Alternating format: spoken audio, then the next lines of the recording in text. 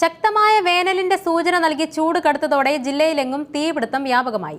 ജില്ലയിലെ അഗ്നിരക്ഷാ നിലയങ്ങളിലെ കണക്കുകൾ പ്രകാരം ഓരോ ഫയർ യൂണിറ്റിന് കീഴിലും പ്രതിദിനം 2 തീപിടുത്തമെങ്കിലും ഉണ്ടാകാറുണ്ടെന്ന് ഉദ്യോഗസ്ഥർ പറഞ്ഞു. തോട്ടങ്ങളിലും ജനവാസ കേന്ദ്രങ്ങളിലും വനങ്ങളിലും ഉണ്ടാകുന്ന തീപിടുത്തം മുൻ വർഷങ്ങളിൽ ജനങ്ങളുടെ ജീവനും സ്വത്തിനും വലിയ തോതിൽ ഭീഷണി ഉയർത്തിയിരുന്നു.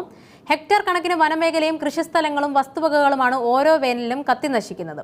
വനമേഖല കഴിഞ്ഞാൽ ജില്ലയിൽ റബ്ബർ തോട്ടങ്ങളിലാണ് കൂടുതലും തീപിടുത്തങ്ങൾ ഉണ്ടാകുന്നത്. തോട്ടങ്ങളിൽ പൈനാപ്പിൾ കൃഷിക്ക് ശേഷം കൂട്ടിയിട്ടിരിക്കുന്ന മാലിന്യങ്ങളിൽ തീപിടുത്തമുണ്ടായി റബ്ബർ തൈകൾക്ക് പൊള്ളലേറ്റ് കനത്ത നാശനഷ്ടം സംഭവിക്കാറുണ്ട്.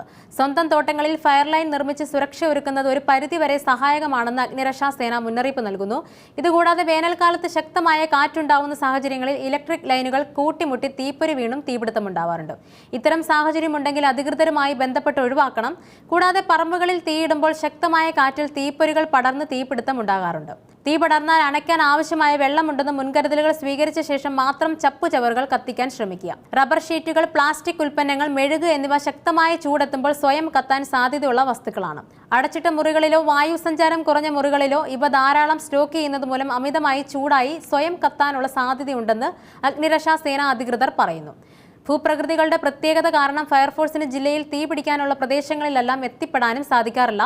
കാട് കയറി കിടക്കുന്ന സ്ഥലങ്ങൾ വൃത്തിയാക്കുക. ചപ്പുചവറുകൾ കത്തിക്കുന്നതിന് മുമ്പ് വെള്ളം കരുതിയിരിക്കണം. തീയിട്ടാൽ പൂർണ്ണമായി അണഞ്ഞെന്ന് ഉറപ്പാക്കണം. മാലിന്യ കൂമ്പാരങ്ങൾ ഒരുമിച്ച് കത്തിക്കരുത്. ഇന്ധനങ്ങൾ വീടിന് സമീപം സൂക്ഷിക്കരുത്. വീടിന് പുറത്തേക്ക് പോകുമ്പോൾ മെയിൻ സ്വിച്ച് ഓഫാക്കണം. വാഹനങ്ങൾ വെയിലത്ത് നിർത്തിയിടരുത്. തുടങ്ങിയ മുൻകരുതലുകൾ എടുക്കുന്നത് നന്നായിരിക്കും.